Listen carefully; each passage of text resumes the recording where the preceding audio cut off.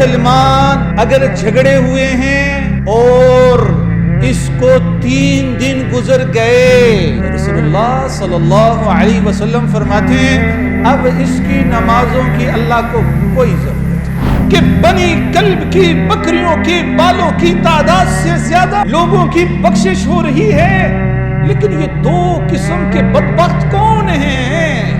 اور حضور کیا فرما رہے ہیں کہ ایسا عمل نہ بتاؤں جو نماز سے بڑا، جو روزے سے بڑا۔ روزہ کیا؟ حضور نے فرمایا اللہ یہ کہتے ہیں الصوم لی وانا اجزی بہ، روزہ میرے لیے ہے، میں اس کا بدلہ بے حساب دوں گا۔ کوئی نیکی نہیں، پڑھتا رہے، نوافل پڑھتا رہے، تہجد پڑھتا رہے، صدقات دیتا رہے، روزے رکھتا رہے، نمازیں پڑھتا رہے، اللہ کے نزدیک کوئی وزن نہیں ہے۔ حضور صلی اللہ علیہ وسلم کا فرمان کہ المؤمنون کجسد واحد ان اشتكى عینه اشتكى كله وان اشتكى رأسه اشتكى كله۔ حضور کیا فرما رہے ہیں کہ بھائی مومنین کی ترجیحات کیا ہونی چاہیے دوسرے ایمان والوں کے لیے؟ المؤمنون کالجسد واحد، یہ پوری کائنات کے اندر بسنے والے مسلمان ایک جسم کی طرح ہیں، ایک جسم، پوری دنیا کے مسلمان۔ ان اشتكى عین ان اشتكى کل، اگر جسم میں آنکھ میں درد ہوتا ہے، تکلیف ہوتی ہے، تو جیسے اس تکلیف کے آنکھ کے درد کے لیے پورا جسم تڑپتا ہے، پورا جسم رات کو سوتا نہیں ہے۔ کیوں بھائی؟ آنکھ میں درد ہے نا، سر میں درد ہے، درد ہوگا رات نیند نہیں آئے گی۔ کہا جناب حضرت محمد مصطفیٰ صلی اللہ علیہ وسلم یہ امت مسلمہ کی مثال کیسی ہے؟ یہ بھی ایک جسم ہے، پوری دنیا میں، پوری کائنات کے اندر کہیں بھی ایک مسلمان بھی تڑپ رہا ہو تو پوری دنیا میں بسنے ہوئے ہر مسلمان کو ان کے ساتھ تڑپنا ہوگا۔ یہ مسلمان ہے جو حضور نے مسلمان کی تعریف کی ہے اور حضور نے مسلمان کے بارے میں بتایا ہے۔ تو میں اس ساتھی کو یہ کہہ رہا تھا کہ ہم بے حس ہو چکے ہیں، بہت کچھ کر سکتے ہیں، بہت کچھ کیا جا سکتا ہے اپنے مسلمانوں کے لیے، لیکن بے حس ہو چکے ہیں۔ تو میں یہ کوشش کر رہا ہوں ان بے حسی کی وجوہات کو آپ کے سامنے رکھنے کی۔ اتنی تعداد، یہود آج لاکھوں میں ہیں، گنتی کے افراد، مسلمان لاکھوں میں ہیں، کروڑوں میں ہیں، 1.25 ارب سے بھی زیادہ وہ لاکھوں کے اندر ہیں، لیکن کیا ہے؟ متحد جماعت۔ اور ہم کتنے ہیں؟ 1.25 ارب سے زیادہ، لیکن وجہ کیا ہے؟ بکھرے ہوئے ہیں، ٹوٹے ہوئے ہیں، جماعتوں میں اور فرقوں میں اور جو ہے نا قومی عصبیت میں بکھرے ہوئے ہیں۔ افغانستان کے مسلمانوں کو تکلیف ہو رہی ہے، اچھا ہو رہا ہے، ان کے ساتھ یہی ہونا چاہیے۔ بھائی وہ مسلمان ہیں، ہاں 2 4 8 7 20 25 ہزار 2000 لوگ خراب ہو سکتے ہیں، پاکستانیوں میں بھی ہیں، لیکن بحیثیت مجموعی مسلمان ہیں۔ ہاں آپ کہہ سکتے ہو یار یہ مسئلہ ہے، ان کے اندر یہ بیماری ہے، یہ نہیں ہونی چاہیے، ہمارے اندر بھی بہت ساری ہے، نہیں ہونی چاہیے، لیکن بحیثیت مجموعی ہمارا ان کے ساتھ کیا تعلق ہے؟ جہاں بیٹھیں گے مجلس میں ذکر ہو رہا ہے، وہ تو ویسے قسم کے لوگ ہیں، وہ تو ان کے اندر یہ بیماریاں ہیں۔ بھائی وہ کیا ہے؟ آپ کے مسلمان بھائی ہیں۔ افراد کی وجہ سے پوری جماعت کو برا نہیں کہا جا سکتا۔ اسی طرح پوری دنیا کے اندر مسلمان ایک دوسرے سے کٹے ہوئے ہیں۔ میں نے ایک چھوٹی سی مثال دی ہے، اور ہم سمجھ رہے ہیں اپنے گھر میں امن سے ہیں تو کوئی مسئلہ نہیں، باہر جو ہوتا ہے ہوتا رہے، جو کچھ کیا جا رہا ہے کیا جاتا رہے۔ تو میرے بھائیوں، میرے دوستوں، میرے بزرگوں، جب تک ہم اس طرف توجہ نہیں دیتے کہ ہم ایک امت نہ بن جائیں، یہ حالات ہم پر آتے رہیں گے، یہ تکالیف ہم پر دہرائی جاتی رہیں گی. اور یہ میں بتاتا چلوں، یہ صرف دنیاوی نقصان نہیں ہے، یہ بکھرنا اور یہ ٹوٹنا اور گروہوں میں اور جماعتوں میں اور اختلافات میں بٹنا، یہ کہ صرف دنیاوی نقصان نہیں ہے، اخروی نقصان. جناب حضرت محمد مصطفیٰ صلی اللہ علیہ وسلم نے فرمایا جمعرات اور پیر کے دن ایمان والے کے اعمال اللہ کے دربار میں پیش ہوتے ہیں. کس کس دن؟ جمعرات اور پیر. اور فرمایا اس دن اللہ کے دربار میں جب اعمال پیش ہوتے ہیں تو بات طے ہوتی ہے، یہ اعمال کی بیس پر جنت میں جائے گا، یہ ان اعمال کی بیس پر جہنم میں جائے گا. لیکن بعض لوگ ایسے ہوتے ہیں، بڑے نمازی، بڑا ذکر کرنے والے، تہجد پڑھنے والے، دین پر بڑا عمل کرنے والے، لیکن آپس میں جھگڑے ہوئے ہوتے ہیں، آپس میں کسی بات پر کسی وجہ سے اختلافات کا شکار ہوئے ہوتے ہیں. تو اللہ رب العزت ان کے بارے میں فرماتے ہیں الا من بینہ وبین اخیہ شحناء فیقال انظروا ھذین حتی تصطلحا. کہا ان کے معاملے کو پینڈنگ رہنے دو. یہ جو آپس میں لڑے ہوئے ہیں نا، بہت نیک صحیح، بہت بڑا نمازی صحیح، بہت بڑا تہجد گزار صحیح، لیکن ان کے معاملے کو چھوڑ دو تب تک جب تک یہ صلح نہیں کر لیتے. نمازیں جائیں کسی کام کے نہیں، بلکہ ایک روایت میں صراحتاً حضور صلی اللہ علیہ وسلم نے فرمایا دو مسلمان اگر جھگڑے ہوئے ہیں اور اس کو 3 دن گزر گئے، کتنے بھائی؟ 3 دن، تو رسول اللہ صلی اللہ علیہ وسلم فرماتے ہیں اب اس کی نمازوں کی اللہ کو کوئی ضرورت نہیں، اس کی نمازوں کی اللہ کو کوئی ضرورت، پڑھتا رہے، کوئی کھاتا نہیں، کوئی حساب کتاب نہیں، کسی کھاتے میں نہیں لکھی جائے گی، کوئی نیکی نہیں، پڑھتا رہے، نوافل پڑھتا رہے، تہجد پڑھتا رہے، صدقات دیتا رہے، روزے رکھتا رہے، نمازیں پڑھتا رہے، اللہ کے نزدیک کوئی وزن نہیں ہے. اسی طرح شب بارات کے حوالے سے آتا ہے کہ اللہ رب العزت اس رات بنی کلب کی بکریوں کے بالوں کی تعداد سے زیادہ مسلمانوں کی بخشش فرماتے ہیں شب بارات میں. بنی کلب ایک بکری ہو نا، ایک بکری، اس کے جسم پر لا تعداد بال ہوتے ہیں اور گنے نہیں جاتے. اور یہ اتنا بڑا قبیلہ تھا اور اس قبیلے میں ان کا پیشہ ہی ریوڑ رکھنا تھا، بکریوں کے اجڑ رکھنا تھا، ان کا یہی کام تھا، یعنی ان کا بزنس یہ تھا. یعنی جو بندہ دیکھو اس نے بکریاں رکھی ہیں، اور بکریاں میں تھوڑی نہیں رکھی، اجڑ پورے ریوڑ رکھے ہوا کرتے تھے انہوں نے. اب حضور صلی اللہ علیہ وسلم نے اس قوم کی بکریوں کے بالوں سے تشبیہ دیتے ہوئے فرمایا کہ اللہ رب العزت اس دن بنی کلب کی بکریوں کے بالوں کی تعداد سے زیادہ مسلمانوں کی مغفرت فرماتے ہیں. لیکن 2 قسم کے لوگ اس دن بھی نہیں بخشے جاتے. صحابہ چونک اٹھے، یا رسول اللہ، اللہ کی رحمت اتنی متوجہ، اتنی زیادہ انسانیت کی طرف متوجہ کہ وہ معاف کرنے کے بہانے ڈھونڈ رہی ہو کہ بنی کلب کی بکریوں کے بالوں کی تعداد سے زیادہ لوگوں کی بخشش ہو رہی ہے. لیکن یہ 2 قسم کے بدبخت کون ہیں کہ جو آج بھی نہیں بخشے جا رہے؟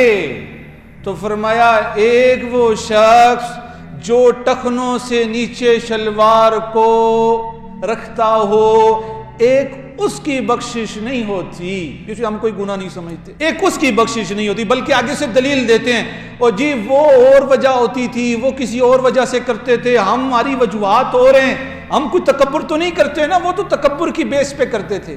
او بھائی ہم دیوانے ہیں، ہمیں حضور کا فرمان پتہ چل گیا، ہم بغیر دلیل کے بس اس پر عمل کریں گے، بغیر دماغ کو لڑائے ہوئے. حضور کا فرمان ہے بھائی، حضور نے کہا ہے شلوار کو ٹخنوں سے نیچے نہیں رکھنا تو نہیں رکھنا. کیوں بھائی؟ محبت کیا ہے؟ دل کا درد سے معمور ہو جانا، سرائے جاں کسی کو سونپ کر مجبور ہو جانا. قدم حیراں ہیں الفت میں تو منزل کی ہوس کیسی، یہاں تو عین منزل ہے تھکن سے چور ہو جانا۔ جب محبت ہوتی ہے نا پھر انسان زیادہ آگے چکروں میں نہیں پڑتا، نہیں جی یہ وجہ تھی، یہ وجہ تھی، یہ وجہ تھی، بس حکم آ چکا ہے محبوب کا، میرا سب سے پہلا کام ہے اپنے محبوب کے حکم کو پورا کرنا۔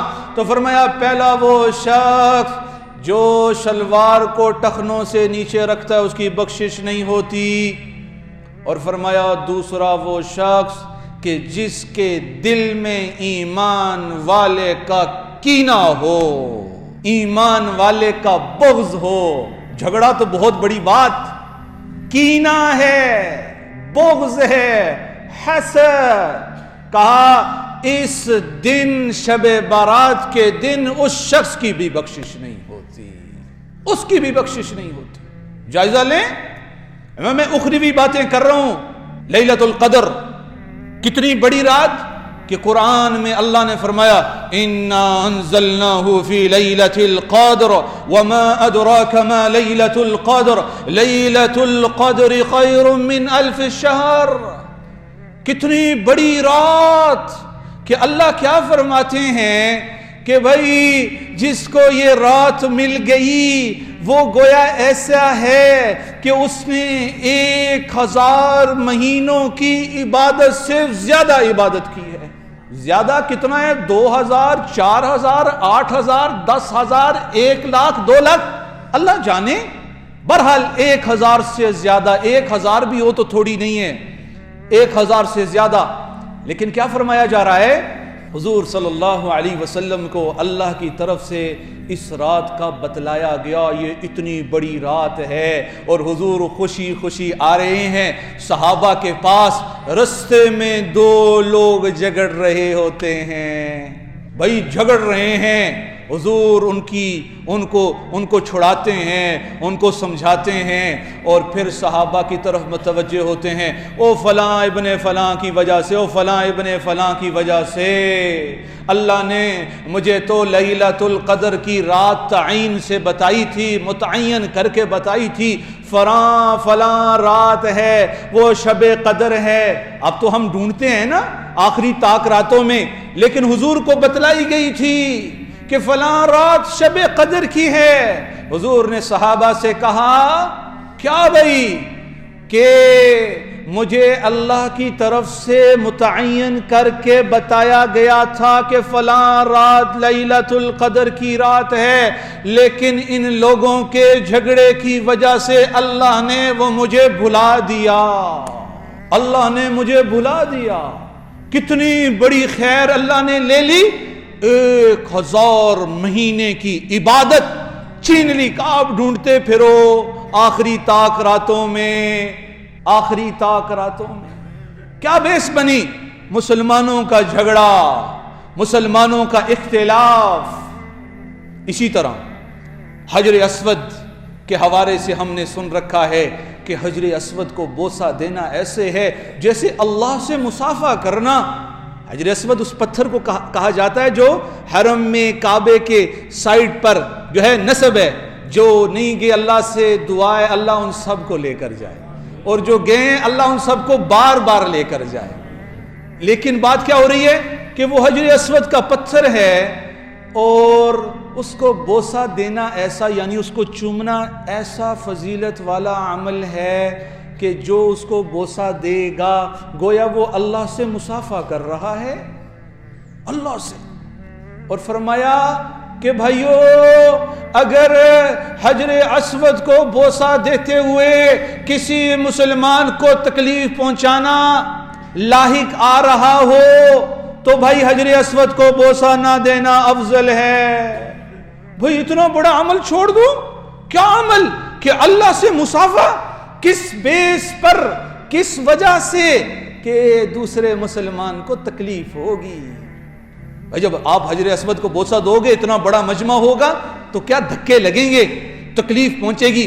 کہا یہ تکلیف نہ پہنچاؤ، اللہ ویسے اجر دے دے گا، اگر اب بوسہ دو گے تو کوئی اجر نہیں، کوئی فضیلت نہیں، کوئی اللہ کا انعام نہیں، اور کوئی مصافحہ نہیں۔ کس بیس پر مسلمان کو تکلیف ہو رہی ہے؟ ایک اور روایت حرمت المؤمن ارجل حرمت الکعبہ.